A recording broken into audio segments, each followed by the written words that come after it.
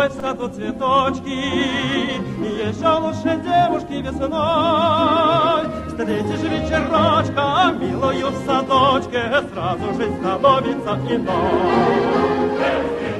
Lénine ne s'appelait pas Lénine, tout le monde le sait, hein, c'est un nom de guerre. Les trois révolutionnaires russes dont nous avons parlé avaient chacun un nom fictif. Après tout, c'est pas coupable. Hein. En littérature, on sait bien que, par exemple, Loti s'appelait Julien Viau, ou Jules Romain s'appelait Farigoul, et que Molière ne s'appelait pas Molière, mais Poquelin. Il s'appelait Vladimir Ulyanov. Je voudrais vous présenter tout de suite à son sujet deux remarques préliminaires qui peuvent avoir leur intérêt. Primo, ce n'est pas un véritable slave, pas un grand russe. Vous savez, on appelle la Grande Russie, c'est-à-dire le vieux grand-duché de Moscovie, avec Pétrograd et Moscou. Et lui, c'est un garçon du sud. Du côté de son père, il serait plutôt même un Kalmouk. Les Ulyanov venaient du bord de la mer Caspienne. Et du côté de sa mère, allemand. Et peut-être même juif, ça n'est pas certain. Sa mère s'appelait Blank, Belaïnka Blank, c'était la fille d'un médecin militaire qui vivait retiré à ce moment-là. Et il y avait des communautés juives le long de la Volga d'où il semble bien que Madame Ulyanov, c'est-à-dire Mademoiselle Blank, soit sortie. Premier point, donc pas un slave, proprement dit. Deuxièmement, c'est pas un prolétaire. C'est un garçon qui ne vient pas de la plus basse classe du peuple, pas du tout. C'est un bourgeois. Son père était d'abord instituteur, puis était devenu assez rapidement inspecteur de la région de Simbirsk, et directeur finalement de l'enseignement primaire dans toute cette région de Simbirsk. C'est un personnage assez important, au point même qu'il avait été anobli par le tsar. Alors deux remarques, hein, c'est pas un slave, deuxièmement, c'est pas un prolétaire. Première image qu'on a de lui, il a 9 ans, il est né en 1870, et l'image est de 79, c'est une image de famille. Comme ça se faisait dans les familles convenantes bourgeoises. Vous savez, il y avait au centre le papa, qui était une grande tête un peu chauve, comme ça à son fils. Il a les genoux joints, il a un chapeau de forme sur ses genoux. Il y a sa femme, qui est belle, à côté de lui. Il y a les 6 enfants. Et puis, si vous prenez une loupe et vous regardez bien, il y a le dernier, le plus petit, qui a le coude droit sur le genou gauche de son père, qui regarde l'objectif, c'est Volodia en famille, Vladimir. Il a l'air doux. C'est un bon petit, et sa mère racontera plus tard qu'il est en effet très tendre, très affectueux, et en même temps très sportif, en fait très vivant. Mais il va arriver des choses à cet enfant. En particulier un coup, quand il avait 16 ans, 17 ans, à cause de son frère. Son frère aîné, Alexandre, qu'on appelait donc Sacha en famille, faisait des études scientifiques à Saint-Pétersbourg. C'était un révolutionnaire. Il s'était engagé dans un groupe secret pour essayer de tuer le tsar Alexandre III, comme on avait tué le tsar Alexandre II. Tout le groupe, qui était rempli de mouches, naturellement, vous avez l'indicateur, a été arrêté. Il a été condamné à mort, mais comme il était le fils de quelqu'un qui était anobli, il avait le droit d'écrire au tsar pour supplier le tsar de transformer sa condamnation à mort en une condamnation de détention à vie. Il a refusé. Sa mère le suppliait de le faire, mais il n'a pas voulu. Pas question que je demande au tsar quelque faveur que ce soit. Alors il a été pendu. Notre Vladimir Ulyanov avait 16 ans, 17 ans, hein. Et de quoi le remuer. Deuxièmement, lui qui n'est pas narcissique, vous savez, qui parle pas beaucoup de lui-même, avouera que quand il avait 17-18 ans, il y a un roman qu'il a lu 5 fois, dit-il. Un roman d'un certain Tchernychevski, ça s'appelait « Que faire ?» C'est un titre qu'il gardera du reste dans sa mémoire. Ce roman n'avait pas été autorisé à être publié en volume. Il avait paru dans une revue russe qui s'appelait Le Contemporain, quelque chose comme la NRF du temps. C'était là-dedans que Tolstoï avait publié ses premiers essais. Et c'est uniquement dans Le Contemporain qu'avait paru ce roman. Eh bien, dans la bibliothèque du grand-père maternel, le docteur Blanc, il y avait la collection complète du Contemporain, et c'est là que Vladimir Ulyanov a lu ce livre qui l'a profondément marqué. Il y avait en particulier un personnage central qui s'appelait Rakhmetov. Ce Rakhmetov était un révolutionnaire. C'était quelqu'un qui avait décidé positivement, vous savez, de vouer sa vie à la révolution, de ne rien faire d'autre que de travailler à la révolution. La première fois qu'il se fait remarquer, notre Vladimir, c'est qu'il avait 17 ans. Il s'était inscrit à la faculté de droit de Kazan, et presque tout de suite, 2 mois après, il est exclu. Il est exclu, il est chassé de l'université parce qu'il a organisé je ne sais quelle subversion. Alors il ne peut plus entrer dans aucune université pour continuer à préparer sa licence de droit.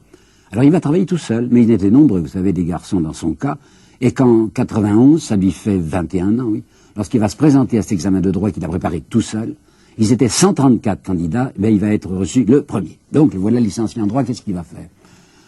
Sous la pression de sa mère, qu'il aime beaucoup, il commence par être avocat à Samara, pas tellement loin de Simbirsk.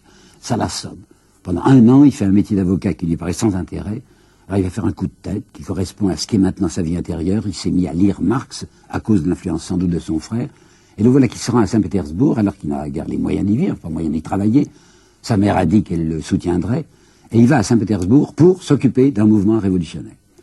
Ils sont là un petit groupe de jeunes gens, presque tous du reste des bourgeois, mais qui fondent un comité qui s'appelle Union pour la libération du travail. Je crois qu'il faut regarder en mémoire ce titre, Union pour la libération du travail.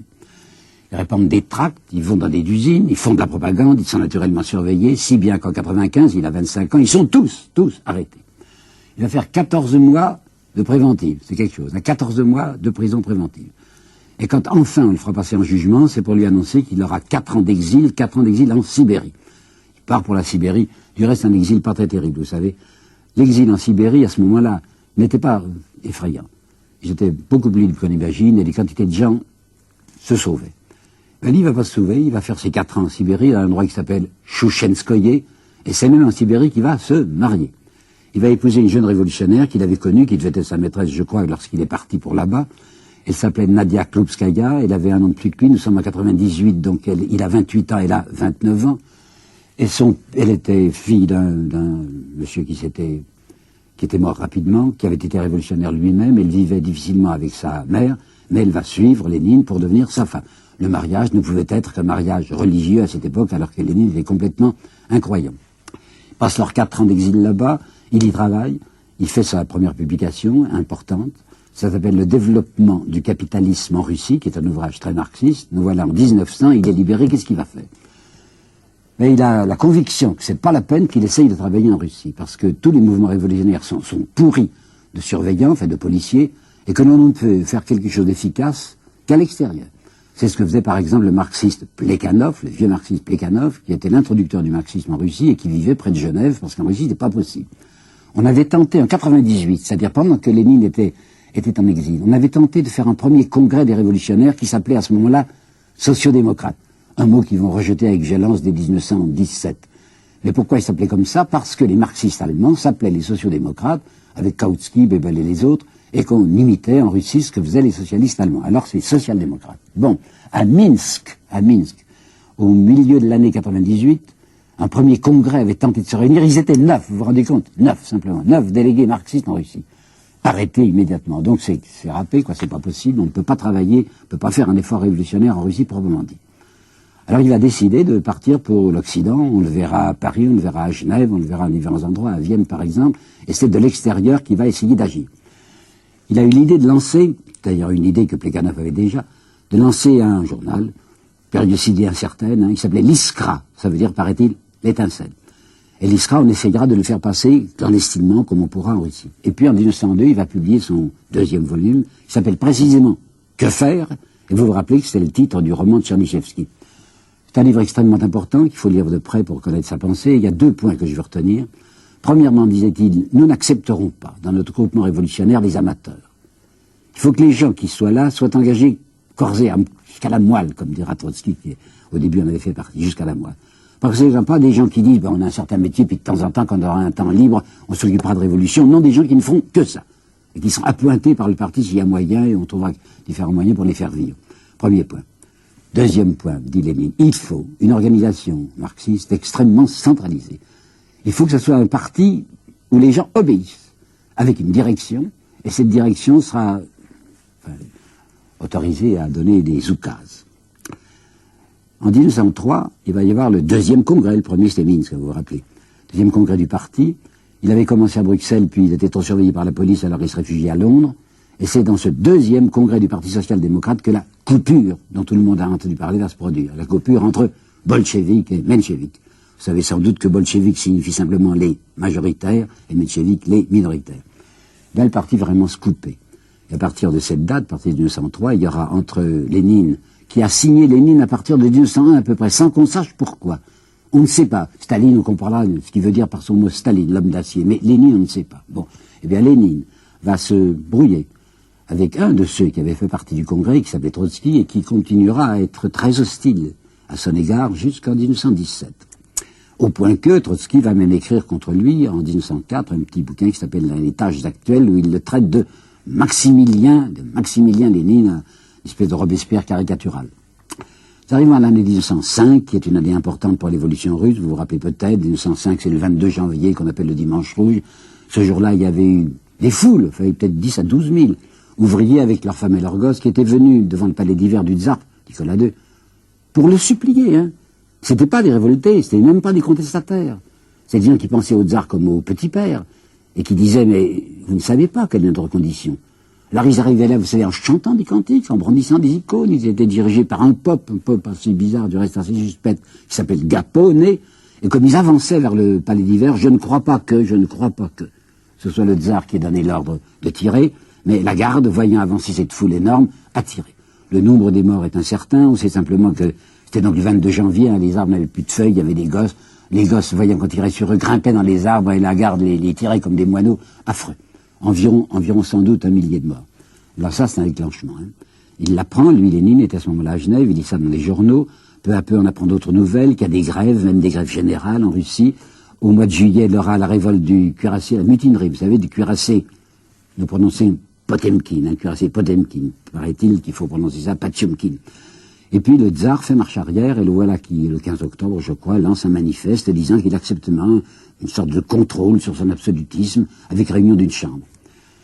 Il n'était pas enthousiaste, Lénine. Il se disait, c'est pas le moment encore, la Russie est encore trop arriérée, nos idées marxistes y ont à peine pénétré, malgré les désastres de la guerre russo-japonaise qui tournaient très mal, l'armée est encore très obéissante, une armée d'obéissance passive, par conséquent il n'y a rien à faire tant qu'on a l'armée contre soi, mais enfin il faut voir. Alors le voilà qui arrive à Saint-Pétersbourg et il a le désagrément de voir que le soviet que le tsar avait autorisé, un soviet de Saint-Pétersbourg, comportait d'abord comme membre et bientôt comme président Trotsky, avec qui il était en très mauvais termes. Alors il a l'impression qu'il n'y a rien à faire, il surveille quand même ce qui se passe, mais le soviet très rapidement, au bout de 50 jours, exactement 50 jours, est arrêté, tout le monde est mis en prison, et lui, qui n'était pas du soviet, mais qui était un observateur, se dit c'est pas le moment, c'est dangereux, il s'est passé à Moscou, en décembre, une véritable insurrection qui a été noyée dans le sang, par conséquent, la Russie, pas possible, voilà qu'il va se réfugier en Finlande. Attention, vous me direz, mais la Finlande, c'est la Russie, puisque c'est un territoire d'occupation. Oui, mais avec une certaine autonomie, et la police y était moins dangereuse. Par conséquent, il va rester en Finlande, se sentant plus libre, il a l'impression qu'il n'y fera rien, que c'est tout à fait inutile, voilà qu'il repart à la fin de 1907 en Occident. Vous savez, à partir de 1907 pratiquement jusqu'à 1914, le mouvement révolutionnaire russe n'a battu de l'aile. Il y avait eu un certain enthousiasme révolutionnaire en 1905, les gens s'étaient mis à espérer, le parti s'était grossi. Puis voilà qu'en 1906, 7 et 8, découragement. Des gens qui avaient pris leurs cartes déchirent leurs cartes. Ils voient fondre ses effectifs, qui n'étaient pas si nombreux. Mais il est intraitable. Lénine est quelqu'un qui tient, vous savez, quand il a mordu à un endroit, il ne lâche jamais. Alors il surveille l'orthodoxie des siens, comme il voit qu'un nommé Lunacharsky et un autre qui s'appelle Bogdanov font des considérations philosophiques qui lui déplaisent et qui ne lui paraissent pas directement marxistes, puisqu'ils se remettent à parler de Dieu, et parler de Dieu c'est évidemment insensé. Alors il va écrire un bouquin qui s'appelle Matérialisme et empiriocriticisme, dont je vous dirai un mot dans mon deuxième exposé, qui est un livre ennuyeux, mais qu'il faut lire pour connaître sa pensée. C'est un livre, je répète, pour l'orthodoxie absolue de la doctrine. En 1911, le voilà qui est à Paris, et il fait quelque chose d'assez courageux et intelligent. Il va créer une école des cadres, figurez-vous, à Longjumeau, près de Paris. École des cadres pour des jeunes révolutionnaires. On s'arrange pour faire passer en douce, avec de faux papiers, des jeunes gens qui ont été repérés par les sociodémocrates et qui peuvent être de bons militants. Alors on va les former dans une école de cadres près de Paris. Oh, ils sont pas nombreux, vous savez, ils sont une vingtaine, pas plus, même pas. Et des cours sont donnés par diverses personnes, dont notre Lénine. Donne des cours à l'école des cadres. 1912. Tout à coup, une libéralisation du moins apparente de la politique intérieure russe. La Pravda qui veut dire la vérité, vous savez, qui était le journal des bolcheviks, est autorisée à paraître. Alors il se dit, il faut profiter de ça, je suis un peu trop loin quand je reste en Occident, je vais me rapprocher, le voilà qui va à Cracovie. Cracovie, c'est une terre polonaise, comme vous savez, est une terre d'occupation autrichienne. Hein. Alors il n'est pas en territoire russe, mais il est sur le bord de la frontière. Et de là, il peut faire communiquer plus rapidement les papiers qu'il veut envoyer à la Pravda. Sa femme est malade, elle a un goitre, il l'a fait opérer à Berne, on lui a enlevé son goitre à Berne, et à cause de la santé faible de Nadia, il va s'établir au début de l'année 14, je crois, à Poronine, dans les Carpates, dans l'altitude. Et c'est là, à Poronine, un territoire autrichien, qu'il va apprendre la déclaration de guerre, que la guerre éclate les 2 et 3 août, comme vous savez, 1914. Alors là, il faut bien regarder ce qu'il va faire. Il est bouleversé, absolument bouleversé et indigné de voir le comportement des socialistes français et des socialistes allemands. Les socialistes français, tous, Jaurès venait de mourir, alors on ne sait pas dans ce qu'il aurait fait. Mais les socialistes français vont tous, à l'unanimité, voter les crédits de guerre. Et tous, sauf un, en Allemagne, les socialistes vont aussi voter les crédits de guerre, parce que les uns et les autres sont convaincus que leur pays est attaqué, et comme ils aiment leur pays, ils veulent le défendre. Alors l'explication des socialistes français, c'est de dire, mais nous luttons contre le militarisme allemand. L'explication des sociodémocrates russes, c'est de dire, mais nous luttons contre l'impérialisme russe et le tsarisme, par conséquent, on peut y aller. Mais lui, il dit, mais vous trahissez. Marx a dit, les prolétaires n'ont pas de patrie. Par conséquent, au lieu de cette guerre absurde, une guerre de clivage, clivage verticaux, de nation à nation, le seul clivage possible, c'est un clivage horizontal. Il y a d'un côté les exploiteurs et de l'autre côté les exploités. Je demande donc, disait Lénine, que dans tous ces pays en guerre, le prolétariat se soulève contre les maîtres. Que le prolétariat russe se soulève contre le tsar, que le prolétariat allemand se soulève contre l'Empire, que le prolétariat français se soulève contre une république conservatrice. Alors il fait un manifeste. Pas moyen, vous entendez, pas moyen de publier. Personne ne veut publier ce manifeste, où très carrément il fait une politique de défaitisme révolutionnaire pour son pays. Savez-vous qu'il y a un seul journal en Europe qui va le publier, c'est la Sentinelle de La Chaux-de-Fonds, dans son numéro du 30 novembre 1914. C'est là seulement que le manifeste de Lénine va paraître. Il va tenter en 1915 puis en 1916 de réunir des socialistes français et allemands, c'est-à-dire des gens de pays qui sont en lutte, et qui cependant vont se réunir et se serrer la main. Première réunion à Zimmerwald, vous savez, c'est tout près de Berne. Je crois que c'est en septembre 15. Deuxième réunion à Quintal, c'est dans les Alpes bernoises, qui est en avril 1916. Ils sont pas nombreux, enfin ils sont une trentaine. Chaque fois il essaie, lui Lénine, d'imposer son fameux manifeste révolutionnaire en disant il faut transformer tout de suite cette guerre nationale en une guerre sociale. Quoi. Pas moyen. Chaque fois il a des injonctions, enfin des impossibilités. Il travaille, il fait un nouveau livre. Il est à Zurich maintenant, il avait commencé à vivre à Berne. Il est à Zurich et il se demande, enfin il écrit quelque chose qui s'appelle l'impérialisme, stade suprême du capitalisme, et qui est un livre dont la lecture est aujourd'hui encore fort intéressante. C'est un livre qui n'est nullement périmé. Puis il attend pour voir ce qui va se passer. Les nouvelles qu'il peut dire que les Français ne connaissaient pas, mais que la presse suisse connaissait, il la lisait puisqu'il était à Zurich, indique qu'en Russie ça va très mal. Les troupes russes se font battre, ils ont déjà perdu des millions d'hommes, on ne dit pas le chiffre, mais on sait qu'il y a un très grand nombre de prisonniers, et que ça, il y a des agitations dans l'armée qui n'a plus l'air de vouloir marcher. On sait d'autre part que dans les grandes villes, il y a un remue-ménage, pas encore des insurrections, enfin des mouvements, presque des émeutes, où les gens réclament du pain et la paix. Et brusquement, il apprend le 15 mars 1917 que le tsar a abdiqué. Grosse nouvelle, hein. À la place du tsar, le gouvernement provisoire. Un gouvernement provisoire présidé par le prince Lvov, et qui contient surtout des conservateurs, enfin avec une teinture apparente de libéralisme, et un socialiste, entre guillemets, qui n'appartient pas au parti, qui se dit travailliste, parti qui n'existait guère, et qui s'appelait Kerensky. Kerensky, c'était un avocat qui s'était spécialisé pour la défense des révolutionnaires arrêtés. Alors voici le télégramme qui va envoyer immédiatement à la Pravda, date du 16 mars 1917, pas de collaboration avec le GP, méfiance particulière et extrême à l'égard de Kerensky, armement des masses. Il veut donc venir. Je ne sais pas comment en 1905, où il se disait possible, pas possible, non plutôt pas possible. En 1917, il se dit la situation intérieure est telle qu'il y a peut-être des chances, on peut peut-être marcher. Il faut qu'il revienne la Russie. Comment faire? Il ne peut pas traverser la France, il ne peut pas traverser l'Angleterre, puisqu'on sait qu'il a fait ce manifeste, que la presse n'a pas publié, mais qui est connu des chancelleries. On lui interdira donc la traversée du territoire français et du territoire anglais. Il n'y a qu'une chose à faire, c'est de traverser le territoire allemand. Il se rend bien compte que s'il traverse le territoire allemand, alors que l'Allemagne est en lutte avec la Russie, il va avoir contre lui des tas de gens disant c'est un agent allemand, vous voyez bien, il travaille au bénéfice de l'Allemagne pour préparer sa victoire. Quand il a demandé ça aux autorités allemandes à Berne, un visa pour traverser l'Allemagne, et les Allemands ont dit mais parfait, très bien. Ce sont des révolutionnaires, ils sont 32 à peu près qui veulent suivre Lénine, ils vont faire du grabuge en Russie, par conséquent ça nous facilitera la victoire. Il sait très bien tout ça, Lénine.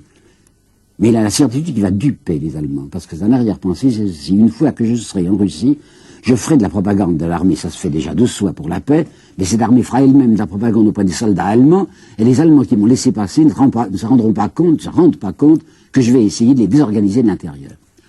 C'est comme ça qu'il va traverser, non pas dans un wagon plombé, comme il a dit, comme on l'a raconté, simplement dans un wagon exterritorial, c'est-à-dire qu'il ne sera pas soumis à la douane, enfin qu'il passera librement les frontières. Il va arriver à Stockholm, il va donc passer par la Suède pour arriver à Petrograd, ça s'appelait Petrograd depuis 1914, et c'est le 16 avril 1917 qu'il débarque à Petrograd. C'est accueilli par la Marseillaise, parce que figurez-vous que le gouvernement provisoire avait promis à l'ambassadeur de France comme à l'ambassadeur d'Angleterre de faire la guerre sérieusement. Et si même ces ambassadeurs avaient été favorables à l'abdication du tsar, c'est qu'ils se disaient ce tsar est suspect, et c'était vrai. Suspect à cause de sa femme de vouloir faire une paire séparée, tandis que nous avons des gens qui nous promettent de faire réellement la guerre. Comprenez que la Marseillaise, ça ne fait guère plaisir à Lénine. Et le soir même, se faisant transporter au palais de Smolny, Smolny c'était le quartier général des bolcheviks, il va prononcer un discours terrible qu'on appellera les thèses d'avril, où il dit la première révolution qui vient de se produire, elle est aussi peu sérieuse que la révolution de 1789 en France, qui a duré jusqu'en 1891, avec, vous vous rappelez peut-être très bien, une chambre censitaire, enfin, ne votait que les riches, et avec un roi qui avait le droit de veto, tandis qu'à partir du 10 août 692, ça c'était la révolution avec suffrage universel, avec les gens dans la rue, quoi. Alors, ce jour-là, le 16 avril, ils disent c'est une fausse révolution, il faut préparer la véritable révolution. Et d'autre part, il faut faire la paix tout de suite. Imaginez bien que le gouvernement provisoire est foudrage, on organise presque tout de suite après une grande manifestation patriotique, on va faire défiler des soldats blessés. Au début du défilé, il y a des gens, des invalides dans les petites voitures, avec des banderoles qui accusent Lénine, fait c'est Toulianov, Lénine, en disant c'est un agent allemand. Il a l'impression qu'il est allé trop vite, il va freiner, il va donner des instructions pour ne pas aller trop vite et pour ne pas se faire persécuter. Il pense que de l'intérieur, et étant donné l'état d'esprit des soldats, il y a moyen de travailler. Les événements vont le servir. Le 1er juillet 1917, Kerensky, qui est devenu ministre de la guerre, tenant la parole, la promesse qu'il a faite aux Alliés, organise une nouvelle et dernière expédition militaire, offensive, quoi. En Galicie, parce qu'en Galicie, c'est du côté des Autrichiens, et on espère qu'on enfoncera plus facilement les Autrichiens que les Allemands. Succès pendant 48 heures, les troupes avancent, et au bout de 48 heures, des divisions allemandes, proprement dites, arrivent, refoulent les Russes, catastrophe, il y a 60 000 morts en quelques jours. Ces nouvelles arrivent à Petrograd, un peu dissimulées, bien entendu, mais enfin, les gens savent que c'est pas une victoire. Et cette garnison de Petrograd, 150 000 hommes, hein, 150 000 hommes de la garnison de Petrograd, ne veulent pour rien au monde être envoyés sur le front, hein. C'est fini pour eux, la guerre. Alors ils vont faire une manifestation violente dans les rues les 15 et 16 juillet. Lénine leur avait dit c'est trop tôt, ne faites pas ça. Ils ont voulu faire cette manifestation. Le parti bolchevique a fini par suivre le mouvement parce que ça il serait mis à part. Et immédiatement après, une répression policière telle qu'une rafle s'est organisée de tous les bolcheviks et que lui est obligé de s'enfuir. Il arrive à échapper à la rafle. Il va se réfugier comme il avait fait en 1905, vous savez, en Finlande. Il a même passé la frontière déguisé. Vous savez qu'il avait sa petite barbe rousse, hein, c'était un homme roux. Eh bien, il a fait couper sa barbe et sa moustache. Il était chauve, alors il avait pris une perruque. Il avait arboré une casquette de cheminot. Il était passé sur une locomotive comme s'il était l'adjoint du chauffeur. Et c'est de Finlande qui va envoyer ses instructions à l'intérieur de Petrograd. Le deuxième avantage, c'est au début de septembre, Kornilov, qui était le généralissime et qui se révolte contre Kerensky et contre le gouvernement provisoire, qui voudrait essayer, avec des Cosaques, de renverser le gouvernement provisoire pour faire revenir le tsar. Ça dégringole tout de suite, les Cosaques ne veulent pas se battre, les ouvriers vont à la rencontre de ces Cosaques et on fraternise tout de suite avec eux, mais ça va permettre aux bolcheviks de dire, vous savez, Kerensky, hein, qui fait semblant d'être contre Kornilov, en réalité, c'est un homme à lui. Alors on va déprécier, on va déshonorer Kerensky de cette façon-là. La grande pensée de Lénine, c'est d'obtenir qu'une majorité s'établisse dans le congrès pan-russe des soviets. Dès 1917, dès mars 17, les soviets avaient apparu comme en 1905. Ces soviets étaient presque partout dominés par les mencheviks ou par les SR. Les SR, c'était les socialistes révolutionnaires, en particulier appuyés par les paysans. Et Lénine avait cette idée, on ne peut réaliser le coup, on ne peut prendre le pouvoir, qu'une fois que nous aurons une majorité dans ce congrès. Il y a un premier congrès du 16 juin, j'ai pris les chiffres, je crois les avoir là. Le 16 juin, il y avait 105 bolchevistes, mais 533 SR, socialistes révolutionnaires et mencheviks, on était loin de la majorité. Les mois passent avec les avantages que je viens de vous signaler, si bien que le second congrès, qui va se réunir les 7 et 8 novembre, on a l'impression, il le sait, Lénine, qu'on va avoir la majorité. Effectivement, voici les chiffres. Il y aura 343 bolcheviks sur 675 membres, petite majorité, mais majorité tout de même. Alors sa grande pensée, c'est de dire, vous voyez, nous allons prendre le pouvoir, mais nous sommes les délégués du Soviet. Nous ne sommes pas des gens qui prenons le pouvoir comme ça parce que ça nous plaît. Nous représentons la volonté des révolutionnaires russes. L'opération va se passer, vous le savez bien, très facilement, les 7 et 8 novembre. Les Russes appellent ça la révolution d'octobre, vous savez, parce que le calendrier russe n'a été semblable au calendrier de l'Occident, le calendrier grégorien, qu'à partir de février 1918. Mais nous pensions à ces événements comme novembre, 6 et 7 novembre. Mais comme ça se passait dans leur calendrier à la fin d'octobre, ils appellent ça leur révolution d'octobre. Eh bien, dans la nuit du 6 au 7 novembre, le pouvoir pratiquement était à ramasser. Vous savez, Kerensky n'était plus obéi, la police non plus. Par conséquent, il n'y a presque pas d'effusion de sang. Il y aura juste, vous le savez sans doute, une tentative de résistance qui va s'opérer au palais d'hiver où sont rassemblés les Junkers. Et les Junkers vont être très rapidement réduits à se rendre parce qu'un croiseur est venu de Kronstadt, le croiseur Aurora. Il va tirer à blanc d'abord, puis un seul obus qui n'a pas été dirigé contre le palais d'hiver, mais il va exploser dans les jardins. Ça y est, ils se rendent, Kerensky se sauve, c'est fini, c'est gagné. Le 8 novembre au matin, l'affaire est faite, et le communiqué qui est lancé est le suivant. Le gouvernement provisoire est destitué. Le pouvoir de l'État est passé aux mains du comité militaire révolutionnaire qui est à la tête du prolétariat et de la garnison de Petrograd. Vous aurez remarqué que le mot bolchevique n'est pas prononcé là. En apparence, ce n'est pas un parti qui prend le pouvoir, c'est un comité militaire révolutionnaire. Avec quoi? Prolétariat d'une part, donc les ouvriers, les usines Putilov et les autres, et garnison de Petrograd. En fait, vous savez bien que c'est le parti qui gouverne. Il va y avoir le Sovnarkom, ça veut dire le Conseil des ministres, mais on ne veut pas employer ce mot de ministre parce qu'il fait bourgeois.